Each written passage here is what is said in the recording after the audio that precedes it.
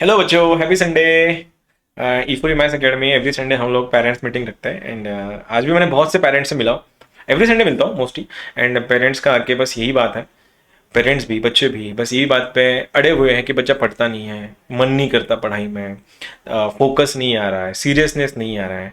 तो ये सब तो आउटकम्स हैं। तो हमने सोचा कि इसके बारे में थोड़ा किसी एक्सपर्ट से एक बार बात कर लेते हैं। So I try to loop in one of the specialist on the teenager psychology and उनके साथ हम लोग आज टीनेजर्स की प्रॉब्लम डिस्कस करेंगे। सो उससे पहले उनका इंट्रोडक्शन मुझे देना पड़ेगा। उनका नाम है मयूर जाधव सर, जो देवगिरी में असिस्टेंट प्रोफेसर हैं मैकेनिकल डिपार्टमेंट में। एंड उनका बहुत बड़ा काम है साइकोलॉजी पे रीडिंग बहुत है उनकी, रिसर्च भी अच्छी खासी है, योग साधना अध्यात्म में इसमें बहुत सा उनका मास्टरी है। वो काम कर रहे हैं, रिसर्च भी कर रहे हैं। तो आई ट्राइड कि सर से एक बार हम आज पॉडकास्ट में बात कर लेंगे ताकि जो टीनेजर्स के जो प्रॉब्लम्स हैं उनके सॉल्यूशंस अगर से निकालने की मैं कोशिश करूंगा मेरी एंड पे। So Mayur sir, please introduce yourself. Hi students, myself Mayur Jadhav. Jadhav sir, thank you so much for coming and helping us out. ये बहुत नोबल कॉज है ताकि थोड़े बहुत बच्चों को हेल्प मिल जाए। तो सर, पहला चीज़, ये जो टीनेजर्स हैं जो 11th आई मीन 10th से 12th मूविंग स्टूडेंट है, जो बहुत डेलिकेट एज माना जाता है, उनका साइकोलॉजी क्या है? What is the psychology behind it? Sir, actually we need to understand what is the meaning of teenager. Okay. क्या होता है कि टीनेज में बच्चों में बहुत सारे हार्मोनल चेंजेस होते हैं। तो बच्चा मतलब साइंटिफिक लेवल पे उसको समझ में नहीं आता। ओह, अनस्टेबल होता है सॉर्ट ऑफ, अनस्टेबल होता है सॉर्ट ऑफ। हां, बस तेवढंच ते हे होतात आणि त्यामुळे आपल्यालाही ते लवकर लक्षात येत नाही आणि तेही डिस्कस करत नाही। तो एक मोठा इश्यू त्यांच्यासोबत घडत असतो। ओके, म्हणजे खूप साऱ्या गोष्टी यांच्यामध्ये होत आहेत, तर यांनाही माहिती नाही त्या गोष्टीने डील कसं करायचं आहे, बरोबर आहे? कारण त्याची समज नाहीये, तेवढी समज नाहीये त्यांची, ज्यांना तुम्ही टीनेजर म्हणता। तर सर, इकडे आता म्हणजे सगळ्यांना सर्व मुलांना माहिती आहे, आय मीन ह्या एजच्या, की मला अभ्यास करून किती माझे फायदे होणार आहेत, माझं करिअर बनणार आहे, या सगळ्या गोष्टी आहेत सर। आणि आम्ही हे स्टुडंट डे टू डे बेसला आम्ही डील करतो। पण हे करत असताना ना ह्या मुलांचे जे प्रॉब्लेम्स जे आहेत यांची मोस्ट ऑफ द एनर्जी ह्या प्रॉब्लेम्सवरती चालली आहे। तर या प्रॉब्लेम्स मी काल माझ्या क्लासच्या स्टुडंट्सला सॉर्ट ऑफ मेसेज केलेला की I am inviting someone on my podcast जे तुमची मदत करतील तुम्हाला तुमचे प्रॉब्लेम डील करत असताना। तर सर, त्यांचे काही प्रॉब्लेम्स आहेत, मला असं वाटतं आजचं हे पॉडकास्ट जे आहे सॉर्ट ऑफ Q&A आपल्याला करायचं आहे, क्वेश्चन अँड आन्सर्स। त्याच्या आधी मला तुमच्याकडनं थोडीशी माहिती हवी आहे की ह्या मुलांनी एक्झॅक्टली कसं डील करायला पाहिजे जनरली। नंतर आपण 1 to 1 पॉईंट घेऊ त्यांचे, पण जनरली कसं डिसाईड, कसं याला डील करायला पाहिजे, मला तुमच्याकडे 1-2 लाईनमध्ये जर कळायला मिळालं तर आवडेल मला ऐकायला। जस्ट आपल्याला एक समजून घ्यावं लागेल, मुलं ज्यावेळेस 11वीला येत आहेत तर त्यांचं टार्गेट काय असतं जनरली, इंजिनिअरिंग मेडिकल आणि त्याच्यासाठी लागणारे एंट्रन्स एक्झाम, बरोबर? सो त्यांनी ते टार्गेटच डोळ्यासमोर ठेवणं गरजेचं आहे। ध्येय डोळ्यासमोर ठेवतात त्यावेळेस लॉंग टर्म एम जर असेल तर तुमचे डिस्ट्रॅक्शन्स कमी होतील। ते बऱ्याच वेळेस ह्या टीनेजच्या प्रॉब्लेम मुळे काय होतं, ते डिस्ट्रॅक्शन्स क्रिएट होण्याचे जास्त चान्सेस असतात। ओके, तो सगळ्यात मोठा इश्यू आहे। आणि एंट्री गेल्या 11वीला त्यांनी तेच टार्गेट डोळ्यासमोर ठेवून त्यांची वाटचाल पुढे असली पाहिजे। ओके, तो अल्टीमेटली ही सेइंग कि छोटी छोटी डिस्ट्रैक्शन तो हर टाइम पे आएंगे, लेकिन उसको डील करने के लिए तुमच्या समोर एक ग्रेटर गोल असला पाहिजे जो तुम्हाला लॉंग टर्मला फायदा देईल, राईट? तर सर, हे तर आहे सर। काही जनरल प्रॉब्लेम्स जे आहेत, मला आय नो, मी पर्सनली ओळखतो तुम्हाला, या गोष्टीमध्ये तुम्ही किती जास्त रिसर्च आहे तुमचा सर। मोस्ट ऑफ द मुलांना ना जे मला मेसेजेस आले त्यातलं सगळ्यात मोठं जे प्रॉब्लेम आहे जे मुलं फेस करतायत वो है एंग्जाइटी। बच्चों को डर है किसी चीज का, मे बी आउटकम्स का, रिजल्ट्स का, दूसरी चीजों का। तो ये एंग्जाइटी, ये जो वर्ड है एग्जैक्टली आप बताएंगे इसमें होता क्या है, म्हणजे नेमकं काय असतं एंग्जाइटी? ऍक्च्युअली एंग्झायटी मध्ये होतं काय की मुलं काय करतात की ज्यावेळेस टार्गेट सेट करतात, टार्गेट सेट केल्यानंतर ते फक्त टार्गेटकडेच बघत असतात। ओके, त्याच्यासाठी लागणारी जी प्रोसेस असते त्या प्रोसेसवर कधीच फोकस करत नाही। ओके, त्यांच्या डोक्यामध्ये एकच टेन्शन असतं की माझं होईल की नाही, माझं होईल की नाही। त्यांच्यासमोर जर त्यांनी प्रोसेसवर एक जर फोकस केला तर काहीच अडचण येणार नाही। आपण कधीच जनरली एका पायरीवरून 4थ्या पायरीवर उडी मारत नाही। त्यांनी छोट्या छोट्या जर असे पायऱ्या चढत गेले तर ती अडचण येणार नाही, ऑटोमॅटिकली त्यांचं ध्येय त्यांच्या समोर येईल। म्हणजे अल्टीमेटली प्रोसेसवर फोकस करणं, काहीच नाही। या सरांचं म्हणणं असं आहे, जिनको हिंदी में सुनना है, सर का बोलना यह है कि भाई एंग्जाइटी तुमको तभी आएंगी जब तुम टारगेट या फिर आउटकम पे फोकस करोगे। सर बोल ये रहे तुमको, why don't you focus on your process, कि वो तो तुम्हारे हाथ में है, तुम्हारे हाथ में टारगेट्स नहीं है, राइट? आउटकम तुम्हारे हाथ में नहीं है, प्रोसेस तो है, तो फोकस ऑन द प्रोसेस। इससे तुमको पॉजिटिविटी मिलेगा, एंग्जाइटी नहीं मिलेगा उतना। ये रहा सर पहला। सर दूसरा एक है कि ये सेकंड जो मोस्ट आस्क क्वेश्चन जो है मुझे, तो ये पूछा गया है, तो how to deal with the parents expectations, parent के साथ कैसे डील करना चाहिए? एक्चुअली ये तो टीनेज का अपन ने प्रॉब्लम पहले ही देखा है, बच्चे कन्विंस करने में कम पड़ते हैं एक्चुअली। ओके, वो पेरेंट के साइड से भी थोड़ा बहुत आना चाहिए, उसके साथ थोड़ा सा friendly it has to be a two way process, right? That will not be the one way communication. या ओके। सो जब पेरेंट्स को पूछेंगे तो बच्चा कन्विंस कर पाएगा कि भाई मुझे ये प्रॉब्लम आ रहा है, ये मुझे दिक्कत आ रही है, तब जाके उस पे सॉल्यूशन निकलेगा। One way communication. तो ultimately what sir is saying, parents अगर आप मुझे सुन रहे हो, please try to communicate with your childrens, because जब तक दोनों साइड से शुरू नहीं होगा तब तक आउटकम नहीं मिलेगा। सी सर्स और मैम्स, अगर आप मुझे सुन रहे हो, अल्टीमेटली हम लोग एक ही चीज के लिए काम कर रहे हैं। थोड़ा मेरे साइड से पेरेंट्स को मैं सजेशन देना चाहूंगा, क्योंकि अपनी कॉन्शियसनेस लेवल जो अपन देखते तो वो ज्यादा है, बच्चों की नहीं रहती हो। being a parent, so they can't convince you, so you have to enter their minds and then you can grab something from them. Ultimately go to their levels and have a discussion with them. Yes. ताकि ये parents वाला तो ताकि ये parents वाला जो miscommunication जो है बच्चों का, ये कम्युनिकेशन गैप है, वो कम हो जाएगा। और गैप अगर कम हो गया तो ultimately they don't have to convince their parents. वो जो एक्सपेक्टेशन वाला जो वो कम हो जाएगा।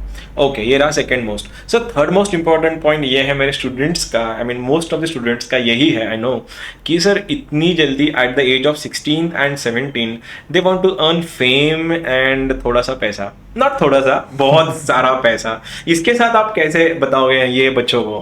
एक्चुअली क्या हुआ है सर, मतलब आखिरी 5-10 सालों में ये प्रकार ज्यादा बढ़ गया है, क्योंकि मोबाइल की वजह से क्या हुआ है कि बच्चों के एक्सपेक्टेशन ज्यादा बढ़ गई। बच्चा क्या कर रहा है, जो सेलिब्रिटी है उसके ही उम्र का कुछ सेलिब्रिटी रहता है इंस्टाग्राम पे, फेसबुक के, सोशल मीडिया पे इन जनरल, वो क्या करता है, उसको फॉलो करने की कोशिश करता है। और वो बच्चे को मालूम नहीं रहता है कि वो उधर कैसे पैसे कमा रहे हैं। उसको खुद का बैकग्राउंड मालूम होता है और उसका मालूम नहीं होता, वो कंपैरिजन करता है, उसकी वजह से उसको क्या लगता है कि मैं इतना पैसा कमा सकता हूँ। वो उस खुद की बैकग्राउंड पे कभी फोकस नहीं करता है। Just the reason is that the comparison. मतलब बच्चों ने कंपैरिजन नहीं करना चाहिए। सेलिब्रिटी रहेगा, कोई भी रहेगा, किसी के साथ कंपैरिजन नहीं करना चाहिए। ये मेरे ख्याल से उसका सॉल्यूशन। तो अल्टीमेटली सर जो बोल रहे हैं, जो दिखता है वो बिकता नहीं, आई मीन जो होता है वो दिखता नहीं, और जो दिखता है वो होता नहीं है। तो गाइज अगर तुम एक 16, 17, 18 हो, ये फ्रॉम माई साइड है कि अगर पैसा कमाना है एंड फेम कमाना है, ये दोनों भी, मैं पहले पॉइंट पे जाता हूँ सर के, पैसा and fame is the byproduct of your काम, of your process, of your work. और अगर तुम उस पर अगर ज़्यादा फोकस करोगे तो फेम एंड पैसा तो मिलना ही है। एंड शायद सेकेंड वाला जो पॉइंट था एंग्जाइटी वाला, अगर तुम प्रोसेस पे फोकस करोगे तो वैसे भी तुमको पॉजिटिविटी मिलना है, और प्रोसेस पे अगर फोकस करोगे एंग्जाइटी वैसे भी नहीं आया। तो पहले जो तीनों प्रॉब्लम थे ना, सर ने बहुत अच्छे से समझाया, ये तीनों इंटरलिंक्ड हैं। अंकल और आंटीज, प्रोसेस पे फोकस करो, प्रोसेस इज इंपॉर्टेंट थिंग। तो सर ये रहा तीसरा। एंड सर वन मोर ये जो चीज़ आ रही है, एंड आई एम श्योर जब भी मुझे अगर कुछ होता है तो मैं आपसे डिस्कस करता हूँ एट माई पर्सनल लेवल। तो सर ये कंसिस्टेंसी जो है पढ़ाई में, ये कैसे मेंटेन करते रखें? बिकॉज आई नो इसमें ना थोड़ा अध्यात्म या फिर मेडिटेशन वाला पार्ट जरूर आएगा।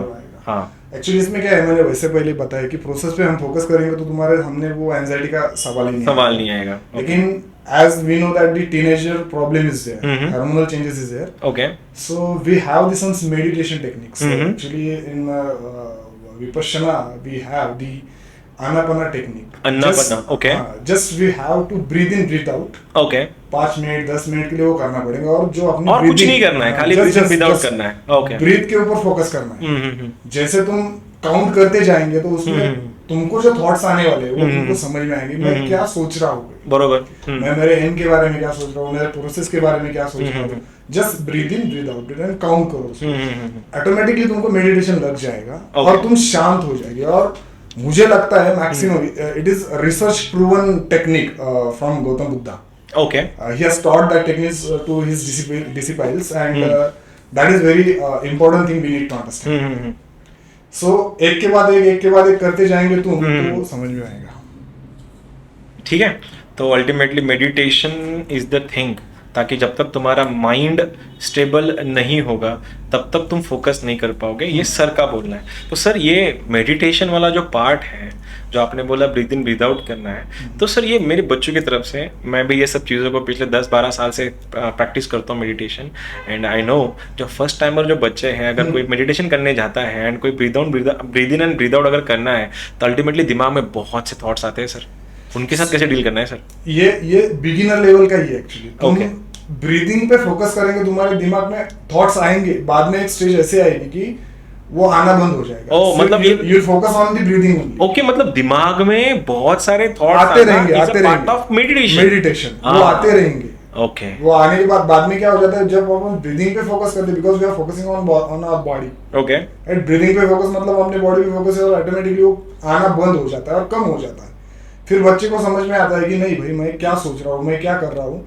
फिर वो उसके रिलेशनशिप के बारे में सोचने लगता है, उसकी पढ़ाई के बारे में सोचने लगता है, उसके एम के बारे में सोचने लगता है, और उसके वो खुद ही उसका सोल्यूशन ढूंढने लगता है। जी। ये रिसर्च प्रूवन टेक्निक है। ओके, तो सर तो आई होप तुम्हारा डाउट क्लियर हो गया है। तो सर आपने अभी एक रिलेशनशिप ये वर्ड यूज किया है, तो सर ये मेरा पर्सनल है, ये मेरा आई नो ये बच्चों के साइड से भी आया है, लेकिन मैं इसके ऊपर बहुत बात करता हूँ, लेकिन आई वांट कि आप जैसा एक्सपर्ट इसके ऊपर बात करें।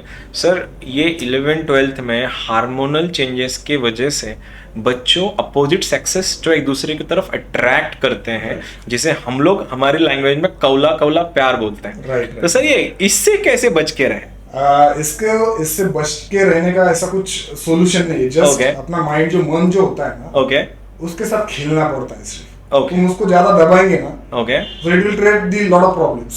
जैसे उसको क्या करो, डिले, मतलब तुम्हारा जो भी ख्याल आ रहा है, कुछ भी प्रॉब्लम आ रहा है ना, उसको क्या करो, तुम डिले करते जाओ, उसके साथ खेलते जाओ। बट मतलब attraction is natural, right? Natural, it is natural, no issue, it is natural. Just उसके साथ अपने को क्या करना है, खेलना है उसके साथ, खेलना है ज्यादा कुछ, क्योंकि तुम उसको सप्रेस करते जाएंगे तो क्या हो जाएगा, जैसा बॉम्ब जितना कॉम्प्रेस करते जाएंगे फट जाता है, तो वो प्रॉब्लम हो सकता है। तो it's okay to get attracted towards someone, but up to certain level, जो अपना मन है ना, उसके साथ थोड़ा सा अपने बात करते जाइए, अपन क्या कर रहे हैं उसके लिए अपन अपने साथ मेडिटेशन। अब सीन तो आई होप तुम्हें ये भी क्लियर है, लेकिन इसको मैं कनेक्ट करता हूँ सर के थर्ड वाले पॉइंट से। सर ने बोला था अगर तुम्हारे पास ग्रेटर गोल है तो ये डिस्ट्रैक्शन आएंगी गाइस, ये डिस्ट्रैक्शन तो आएंगी, पक्का आएंगे। एंड मैंने भी मेरी लाइफ में फेस किया है, आई होप सर आपने भी फेस किया होगा इसे। लेकिन उस टाइम पे मेरी पर्सनल स्टोरी तो ये थी कि मैंने उस टाइम में बहुत खुद की बैंड बजवाई थी, तो मैंने आप सबको आपके साथ शेयर भी किए जो मेरे स्टूडेंट्स हैं। तो पर्सनल एक्सपीरियंस से बोलता हूँ, is the words of wisdom, stay away, कुछ नहीं मिलता इससे। तो सर ये रहा सेकंड। सर एक और क्वेश्चन है जो टीनेजर्स जितना मेरे पास आया है, वो मैसेज ये है कि sir I am unable to manage my own time table of study. तो अल्टीमेटली मैं इसको मोटा मोटी अगर बोल दूँ तो स्टूडेंट्स डिटरमाइंड तो है, प्लान भी बनाते हैं, लेकिन वो प्लान एग्जीक्यूट नहीं कर पाते, उसके ऊपर कैसे डील करना है फिर? अभी मेरे ख्याल से क्या लगता है, क्योंकि अभी जो बच्चा 11th-12th में है, हाँ, जो मैंने भी एक्सपीरियंस किया है, जब तुम सुबह पढ़ाई करते हैं तो तुम्हारा ब्रेन माइंड बहुत फ्रेश होता है। जो दिन में तुम 4 घंटे पढ़ाई कर रहे हैं, उसकी जगह तुम 1 ही घंटे में वो पढ़ाई 1 ही घंटे में सुबह के टाइम में कवर कर सकते हैं। So at beginner level it is very good technique. And वो बच्चा सुबह के 5-6 जो भी टाइम होगा उसका, 4-3-4 जो भी होगा, वो 21 दिन तक प्रैक्टिस करेगा तो उसको उसकी आदत, habit of 21 days. Okay, psychological point of view. तो मतलब स्टार्टिंग में जो बच्चे जो है टाइम टेबल बनता है बिगड़ता है तो होना ही है, बट कंसिस्टेंटली आपको करना है, राइट? ये आप बोल रहे हो। सर वन मोर टाइम, ये शायद सर ही मतलब ये टीनेजर्स ही नहीं, शायद हमारी एज के भी लोग इसे फेस करते हैं, वो है कि ये डिटर्मिनेशन वाला पार्ट जो है उस पर स्टिक कैसे रहना है। एक बार अगर sir let me complete please, अगर मैंने डिसाइड किया है कि मुझे ये काम करना ही है, एंड आई नो इसमें बहुत से ऑब्स्टेकल्स आएंगे, बहुत से डिस्ट्रैक्शंस होंगी, ये डिस्पाइट ऑफ नोइंग दिस मैं कैसे स्टिक करके रखूं उसके ऊपर? स्टिक करने के लिए मैंने वैसे ही पहले बताया कि तुमको प्रोसेस पे ही फोकस करना है। प्रोसेस पे फोकस करेंगे, तुम एक उसको स्टिक करते ही जाएंगे। तुम जंप करेंगे तो वहां से उड़ सकते हो, एक करते जाएंगे तो स्टिक हो जाएंगे, और वो तुम्हारी कंसिस्टेंसी मेंटेन होगी, एंजाइटी नहीं आएंगी, धीरे धीरे आखिर तक जाएगा और तुम्हारा एम तुमको अचीव होगा। तो process is the key thing related to this success. या processes. Sir my next question is Sir, I'm always get disturbed on because of my scores, and I'm get indulge. I mean, get in distracted by each and everything. तो sir मेरा ये है कि how to maintain my mental, I mean psychological emotions कैसे मैं stable करूँ, ये इन्होंने पूछा है एक स्टूडेंट ने. मेरे को लगता है मेरे पास इसका आंसर है. सर ने बोला भी है, try to calm your mind, जो मेडिटेशन से आता है. एंड ये मेडिटेशन ना इंडिया में बहुत अंडर वैल्यूड थिंग है. बिकॉज ये बहुत ज़्यादा लेवल पे लोगों को, हमारे जैसे लोगों को ऑलरेडी हेल्प कर चुका है. ये तुमको भी हेल्प करेगा. ठीक है, डेफिनेटली. एंड तीसरा वाला सर, मेरा एक नेक्स्ट क्वेश्चन मेरे पास आया है. ये क्वेश्चन ये पूछ रहे हैं हमारे वन ऑफ माय स्टूडेंट कि सर मेरे दिमाग में हमेशा निगेटिव थॉट्स आते हैं खुद के बारे में, मैं इनको कैसे कटेल करूँ?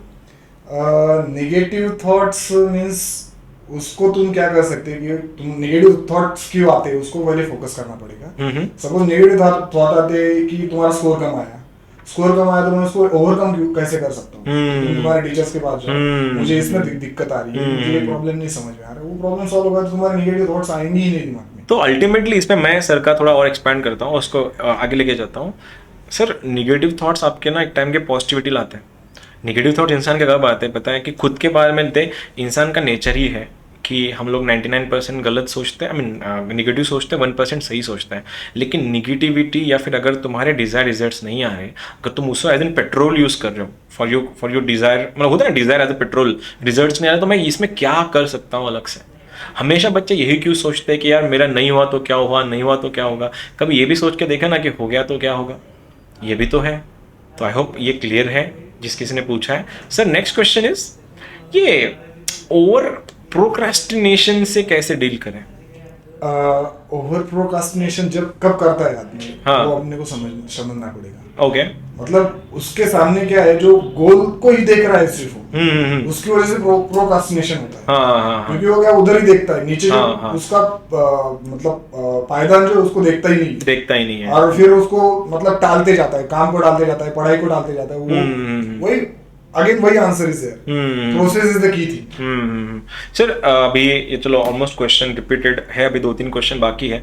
उससे पहले मैं चाहता हूँ कि आप जरा सा हमारे व्यूअर्स के लिए, हमारे स्टूडेंट्स के लिए, हमारे बच्चों के लिए ये योगा है, आप जो योगा में आप ट्रेन भी करते हो लोगों को योगा सिखाने में एंड मेडिटेशन में, तो what is the impact of yoga and adhyatma, I mean in English spirituality, on a personal being irrespective of their age groups?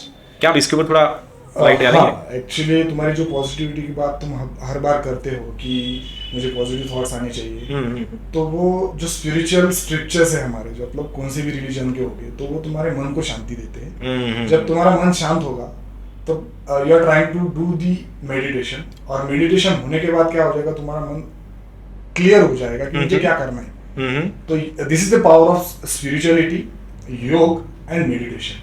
क्या हो जाएगा, तुम्हारा माइंड क्लियर हो जाएगा, जो कि बाहर की चीजों से बहुत गंदा हो गया है. तो that is the role of spirituality in your means life और in your aim that you are decided to achieve at the last. Okay. तो अल्टीमेटली सब कुछ घूम फिर के वहीं आ रही है sir, calmness of your mind जो आएगा मेडिटेशन से. मेडिटेशन रिलेटेड है योगा से. तो ultimately for a well being you have to be fit mentally as well as physically fit होना है, go for yoga. Personally I am a guy who prefer gyms, मैं gym prefer करता हूँ, weight trainings prefer करता हूँ. For me that will work. Sir के लिए sir prefer करते yoga because I know he is a yoga trainer also. And दूसरे जो हमारे कोलीग्स हैं, कोई साइकिलिंग में बिलीव करता है, कोई स्किपिंग में बिलीव करता है. अल्टीमेटली ये सब रास्ते हैं to have a physically fit personality. ये रहा पहला. And we all have a common thing.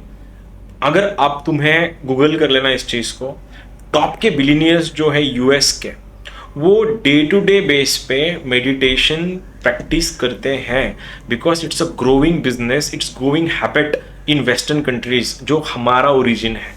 तो अगर बाहर वाले लोग हमसे ये कोई सीख रहे हैं तो हम तो यहीं के हैं, ये तो हमारी मिट्टी में है.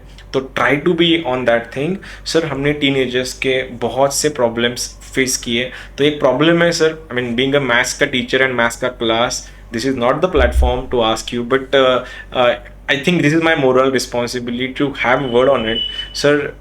ये पोर्नोग्राफी का जो आदत कुछ बच्चों को लग रहा है, आई नो ये भी हार्मोनल चेंजेस ही है, तो सर इसके ऊपर थोड़ा लाइट डालेंगे आप? एक्चुअली क्या है, अभी 11-12 के बच्चों का जो मोबाइल का यूज जो ज्यादा हो रहा है, अभी उसको डायरेक्टली डिस्ट्रैक्ट तो नहीं कर सकते। जितना बच्चा कम मोबाइल का यूज करेगा पढ़ाई के टाइम और कौन से भी टाइम, ओके, वो डिस्ट्रैक्शन ज्यादा, मतलब वो उससे कम हो जाएगा उससे। Okay. मतलब he will focus on his own study, some meditation techniques instead of going to the pornography. Okay. He will do the meditation. Okay, so pornography. So that will be the solution. Yeah. So watching porn is a natural thing again. As if जैसे वो attraction था, वैसे ये भी natural thing है, right? तो sir ये pornography वाला जो I know personally I have catered so many students जो face कर रहे इस problem को, लेकिन हाँ सर गट्स भी लगता है ये बताने के लिए sir I am having addiction about it, and वो मैं पर्सनली प्रेफर, मैं बच्चों को उतना स्कोप देता हूँ कि come and talk to me. बस मेरा सर ने जो बताया उसको एक और आगे लेके जाता हूँ।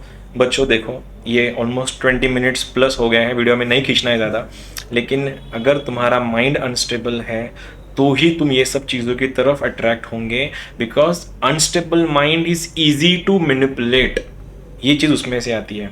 तो फोन पे हमने बात किया, that is natural thing, again replace yourself, replace your mind with the greater goal, ये पहला। ट्राई द मेडिटेशन वाला टेक्निक्स जो हम लोगों ने बहुत बार समझाया है, मैंने सिखाया भी है। अगर और इन्फॉर्मेशन चाहिए तो you can Google it, you can YouTube it, तुमको मिल जाएगा। तीसरी चीज़, टीन एजर्स में जो भी प्रॉब्लम हो रही है, that problems are very normal, बड़ी बात नहीं है। पेरेंट्स एक्सपेक्टेशंस पे हमने बात किया, सब चीज़ों में हमने डिस्कस किया है। अगर इसके अलावा भी अगर तुम्हें कोई प्रॉब्लम है जो तुम डिस्कस करना चाहते हो, तुम पर्सनली हमें मैसेज करो, मैं तो तुम्हारे लिए हमेशा अवेलेबल होता ही हूँ। लेकिन यार 11th-12th बहुत इंपॉर्टेंट टाइम है तुम्हारा, और ये अगर इससे अगर डील करना है तुम्हें, you have to be focused first, and focused होता नहीं है, हुआ जाता है, होना पड़ता है। उसके लिए कुछ आदतें हैं, कुछ हैबिट्स हैं, उसके ऊपर भी। सर लास्टली, ये मेरा भी एरिया ऑफ इंटरेस्ट है, आपका भी एरिया ऑफ इंटरेस्ट है सर, लास्ट के 30 सेकेंड्स अगर आप मुझे रीडिंग्स पे अगर कुछ बता पाओ, बिकॉज पर्सनली मुझे बहुत फायदे हुए इससे, लेकिन मैं आपसे सुनना चाहता हूँ आपकी लाइफ में रीडिंग से क्या फायदे हुआ है? एक्चुअली रीडिंग से सबसे बड़ा मतलब तुम्हारी माइंड की क्लैरिटी बहुत बढ़ती जाती है। मैं सर के क्लास में बाहर स्वामी विवेकानंद का जो मतलब स्टैचू है जी। So if you read the scriptures of Vivekananda, you'll get the whole idea of your life, what you have to do. Yeah. That is very important thing. That means I totally influenced by Swami Vivekananda, Bhagat Singh. Me too. Right? Yeah. So you can get the clear-cut idea about the your goals and that things. Okay. So read the scriptures of Vivekananda. Sculpture. And what about overall habit of reading, sir? Means books, spiritual readings, you can read anything that will motivate to your goal. Okay, so something try to accumulate certain things जो relate करते हैं तुम्हारे goals से। तो reading is very good habit, meditation is the best habit, and being physical fit is the bestest habit। तो ये 3 conclusion है। तो teenagers जो सुन रहे हैं, it's completely okay to deal with the problems, because आगे जाके अगर तुम इनके अगर ऊपर को ओवरकम कर सकते हो तो किसी भी चीज़ के ऊपर तुम ओवरकम कर सकते हो। So Mayur sir, thank you so much for coming to E4E and sharing your views about it from मेरे पूरी बच्चों की तरफ से, दिल से thank you so much. Thank you so much for giving me the opportunity to interact with you and your students. Thank you so much. Yeah, have a nice day, sir.